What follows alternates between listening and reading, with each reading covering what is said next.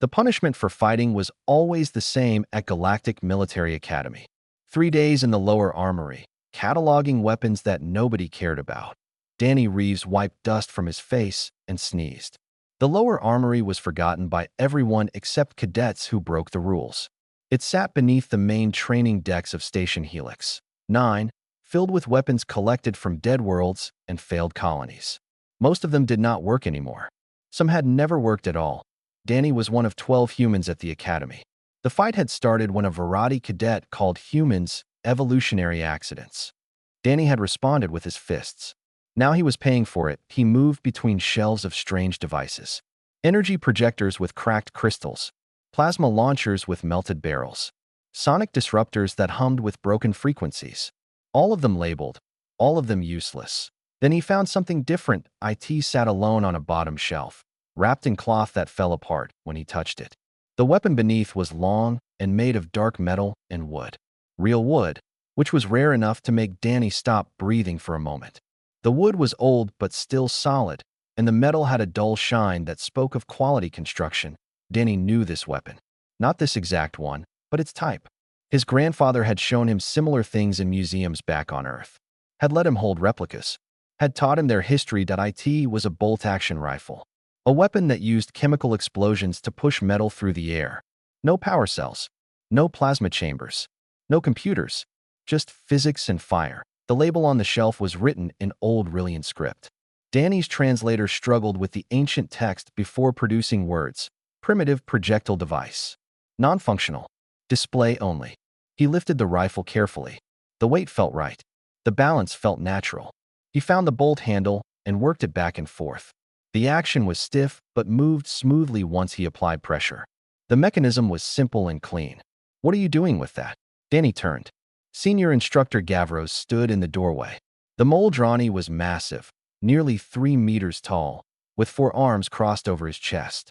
His skin was the color of iron, and his eyes glowed faint orange. 3 centuries of combat experience looked down at Danny with something between amusement and annoyance. I found it on the shelf, Instructor, Danny said. It is a rifle. Gavros walked closer, his heavy footsteps shaking dust from the shelves. It is a piece of history, recovered from a dead world 40 years ago. The weapon has never fired. Has anyone tried? Gavros made a sound that might have been laughter. 17 species best engineers have examined that weapon. The mechanism makes no sense to them. The ammunition type is unknown. It has sat here collecting dust because no one can make it work. Danny looked at the rifle in his hands. He thought about his grandfather's lessons, about summer days spent learning to clean and maintain weapons that humanity had used for centuries before joining the galactic community. The ammunition, Danny said. Do you have it? Gavros studied him for a long moment. Then he walked to another shelf and retrieved a sealed container. Inside were brass cylinders with pointed metal tips. Rifle cartridges. Danny recognized them immediately. These were found with the weapon, Gavros said. Also labeled non-functional. No one has determined their purpose. Danny took one cartridge and examined it. Standard rifle round. Brass casing. Lead projectile. Powder inside that would ignite when struck. Simple. Effective. Deadly. I can make it work, Danny said. Gavros stared at him. The orange glow in his eyes brightened.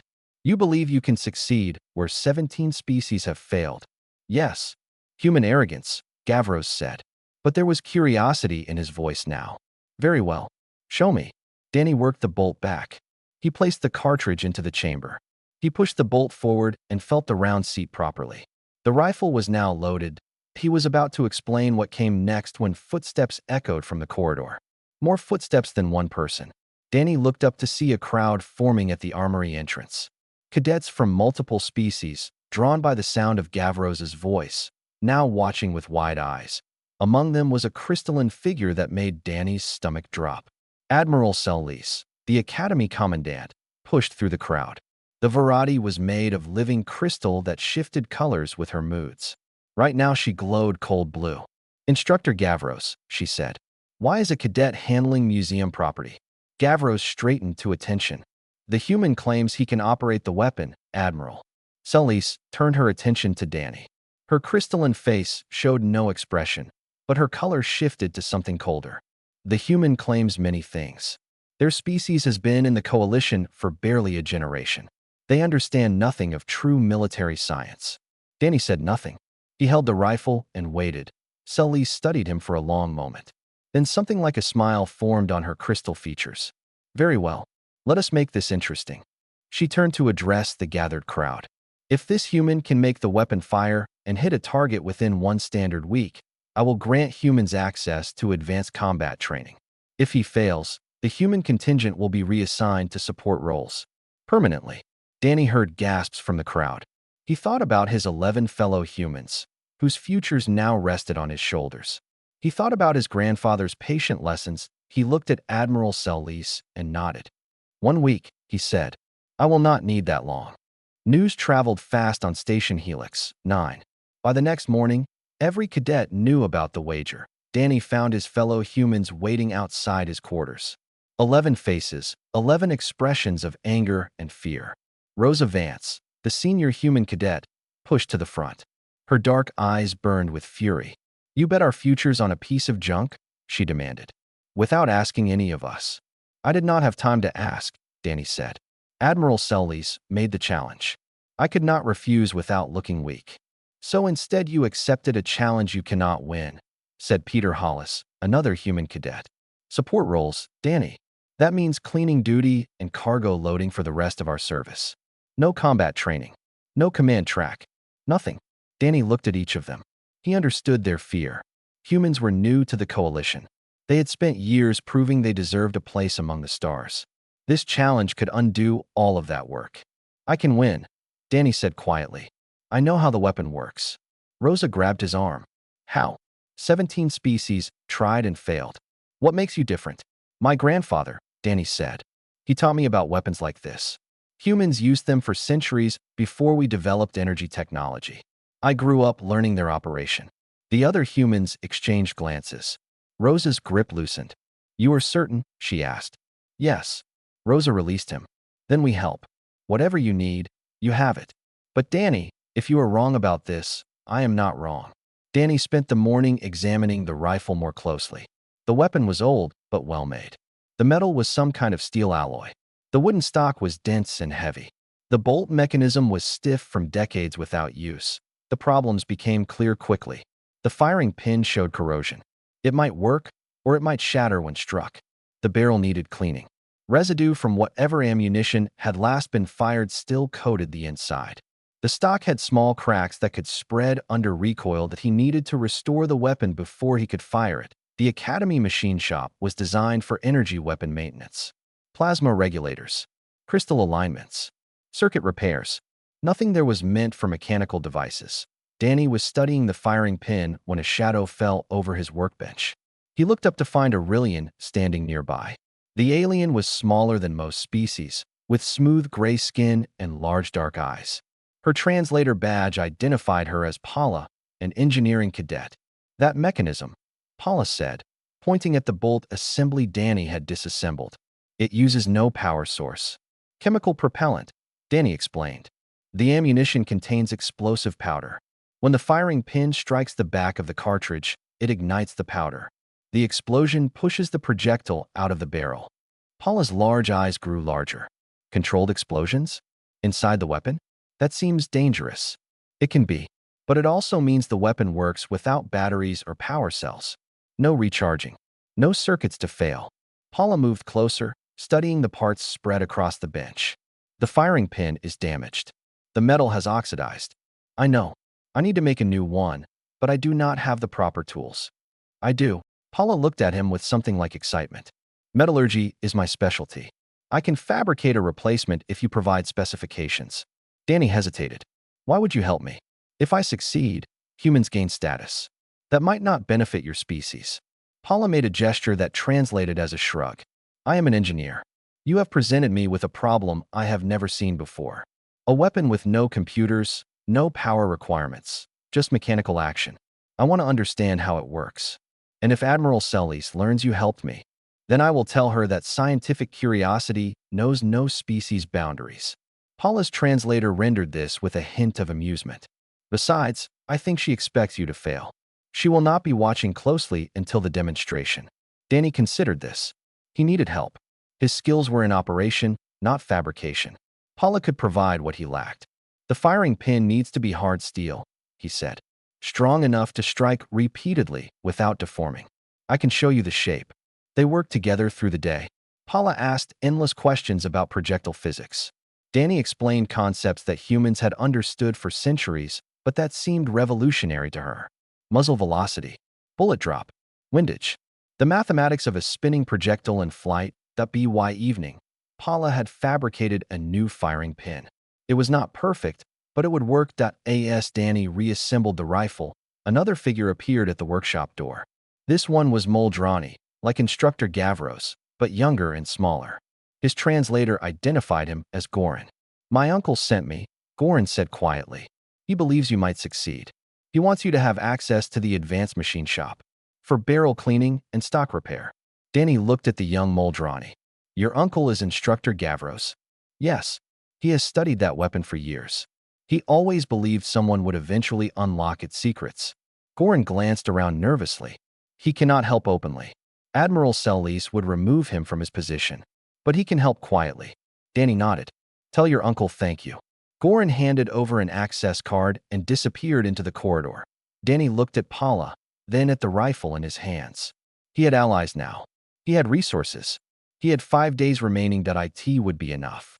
The barrel came clean after 4 hours of careful work.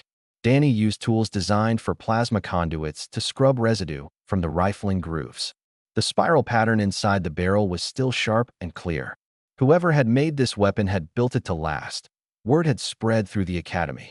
Cadets from dozens of species found excuses to visit the machine shop.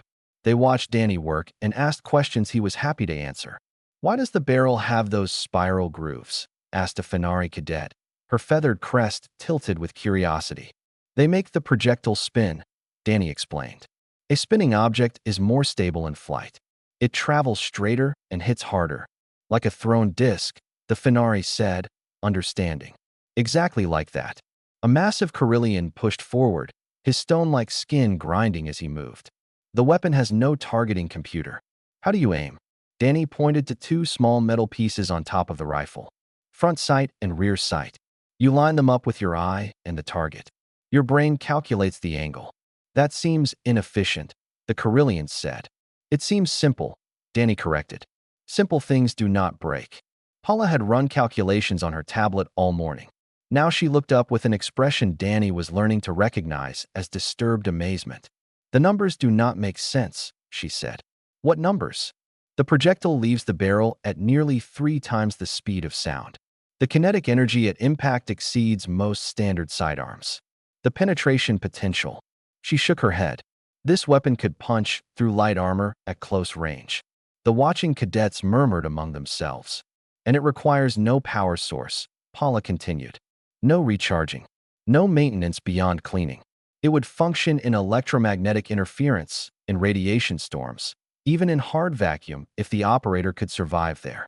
That is why humans used weapons like this for so long, Danny said. They work in any conditions. They work when everything else fails. He finished cleaning the barrel and moved to the stock. The wood had hairline cracks from age and climate changes. Danny applied a bonding agent designed for structural repairs. Not perfect, but it would hold. A new voice spoke from the doorway. You are teaching them dangerous ideas. Danny looked up. Instructor Gavros stood watching, his forearms folded. His expression was unreadable. I am answering their questions, Instructor. Gavros walked into the workshop. The cadets parted before him like water around a stone.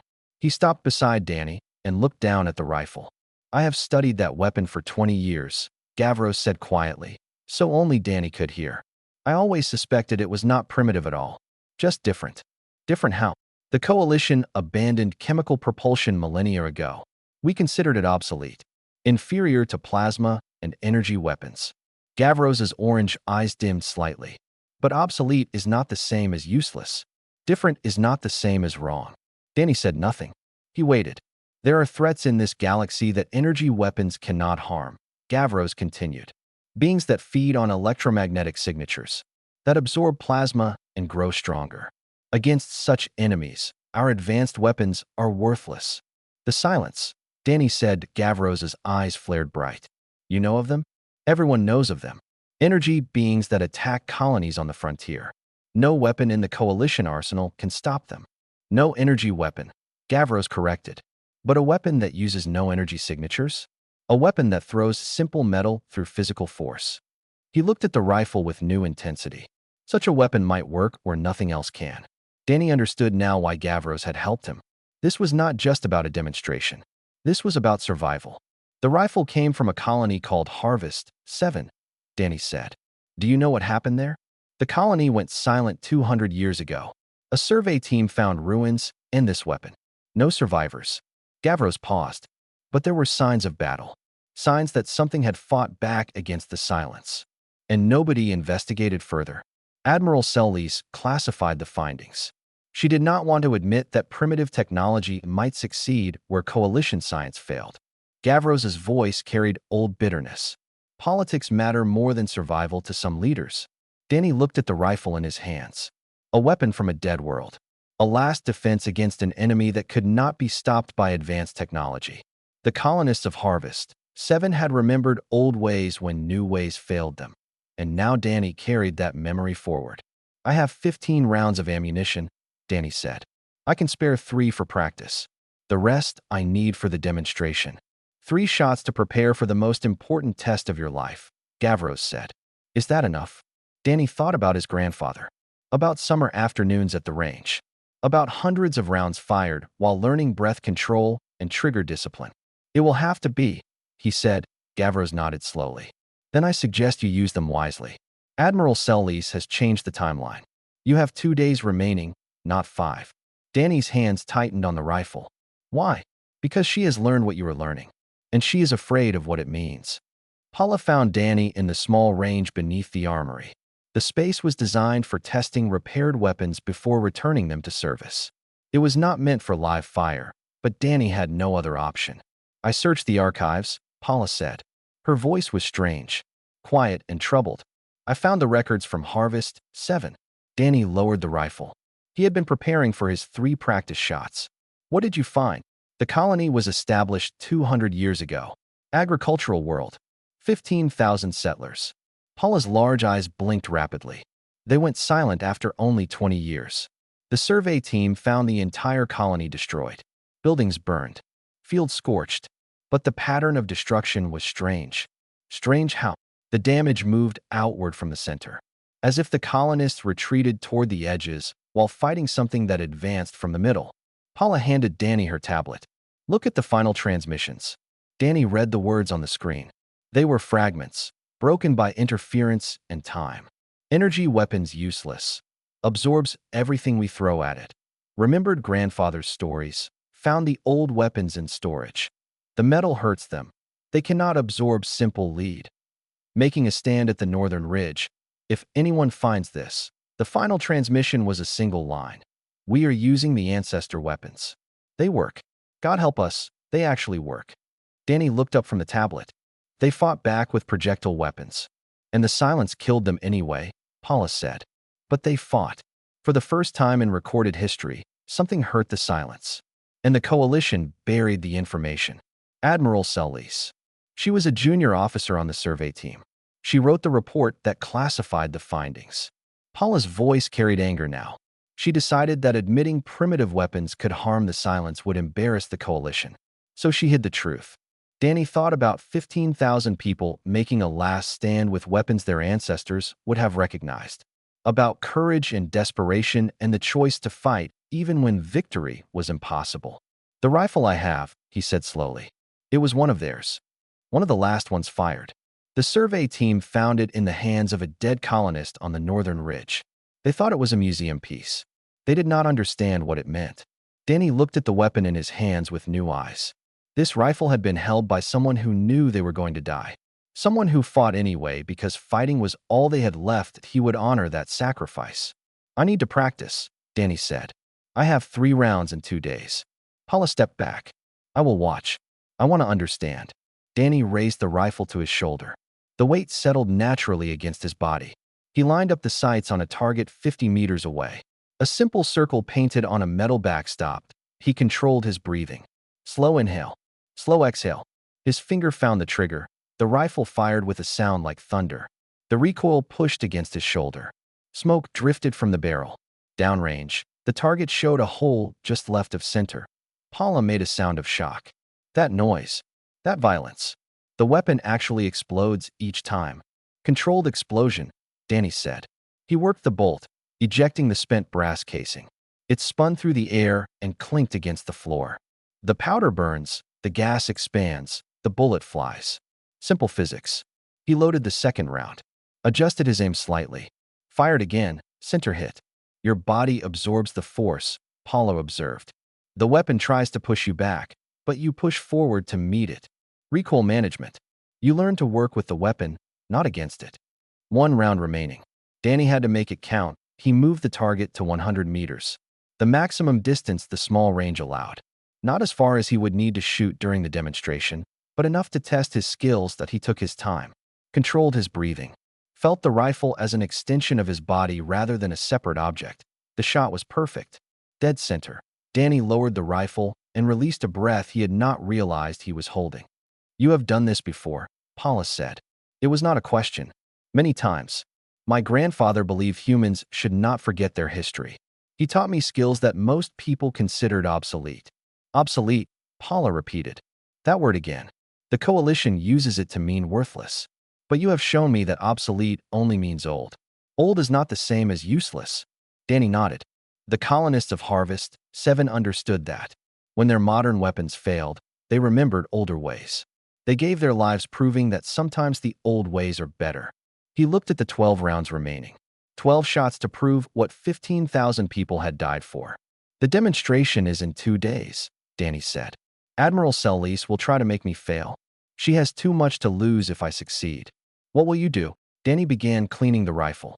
The barrel was warm from firing. The bolt action moved smoothly now, broken in by use. I will succeed anyway, he said. Not for myself. Not even for the other humans. But for the people of Harvest 7. Their sacrifice deserves to be remembered. Paula was quiet for a moment. Then she said, I will make sure the Academy knows the truth. Whatever happens at the demonstration, the archives will not stay buried. Danny looked at her. That could end your career. Some things matter more than careers. Paula met his eyes with alien intensity. You have taught me that. Every seat in the primary training arena was filled. Cadets from 12 species packed the observation galleries. Display screens throughout the station carried the live broadcast. Admiral Selise had made certain the entire coalition would watch. Danny walked onto the arena floor alone. The rifle felt solid in his hands. 12 rounds weighted in his pocket. The weight of 200 years of buried history pressed against his shoulders. Admiral Selise stood on an elevated platform, her crystalline body glowing bright blue. Instructor Gavros stood beside her, his expression carefully neutral. Behind them, the 11 other human cadets watched with desperate hope. The challenge is simple, Selise announced. Her voice carried across the silent arena. 10 targets at varying distances. Each target must be hit once. Standard coalition accuracy tests allow targeting assistance and stabilization technology. She paused, and her glow shifted to something colder. The human will have neither, just the weapon and his own abilities. This is how primitive species fight. Let us see if primitives can compete. Danny said nothing. He walked to the firing line and waited. The first target rose from the floor. 50 meters. A circular plate the size of his head. Energy weapons would hit this automatically with computer guidance. Danny raised the rifle, settled the stock against his shoulder, lined up the iron sights, controlled his breathing as he fired. The sound shocked the crowd into frozen silence. Most had never heard a chemical weapon discharge. The raw mechanical violence of it, the thunderclap of expanding gas, the physical force that pushed back against the shooter. It was nothing like the quiet hiss of plasma or the electric hum of energy bolts. The target showed a hole in the center. Danny worked the bolt. The brass casing ejected and rang against the floor. He loaded another round. The second target rose. 75 meters. Danny adjusted his aim slightly and fired. Center hit. The crowd began to murmur. Species that had never seen projectile weapons stared in disbelief. The mechanical rhythm of the rifle, the cycling bolt, the spinning brass, the drifting smoke. It was like watching ancient history come alive. Target 3. 100 meters. Hit. Target 4. 125 meters. Hit. Admiral Celis's glow was shifting through colors Danny did not recognize. Her crystalline face remained expressionless, but her body betrayed her agitation. Target 5. 150 meters. Danny took a breath, held it, and fired. Hit. Somewhere in the galleries, someone cheered. Then more voices joined. Cadets who had watched Danny work, who had learned about projectile physics and mechanical simplicity, who had begun to understand that primitive did not mean inferior. Target 6. 175 meters. The distance was pushing the effective range of iron sights. Danny focused. Let his training take over. Fired. Hit. Target 7. 200 meters. This was where accuracy became difficult. Wind did not exist in the arena, but the station's artificial gravity varied slightly across distances.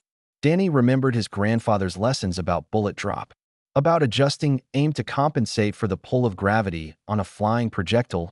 He raised his point of aim. Fired. Hit. Target 8. 250 meters. Danny's arms were steady. His breathing was controlled. The rifle was part of him now, an extension of his will. Hit. Target 9. 275 meters. The target looked small at this distance. A dot against the far wall. Energy weapons would use magnification and computer calculation. Danny had only his eyes. He fired. Hit point 1 target remained. 300 meters. The maximum range of the standard accuracy test. Danny had never fired at this distance with iron sights. He had only his grandfather's teachings and his own instincts. The arena was completely silent. Every eye watched. Every breath was held. Danny loaded his final round.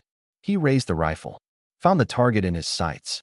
Such a small thing at such a great distance. He thought about the colonists of Harvest 7, about their last stand on the northern ridge, about 15,000 people who died fighting an enemy that modern weapons could not touch. He thought about his grandfather, patient and calm, teaching skills that most humans had forgotten. That he thought about the future, about what it would mean if he proved that old knowledge still had value, that humanity's violent history was not something to be ashamed of, but something to be honored. That he exhaled slowly. His fingers squeezed the trigger. The rifle fired. For a heartbeat, nothing happened. Then the target display lit up. Hit. The arena exploded with noise. Cheering, shouting, the stamp of feet, and the crash of hands against seats.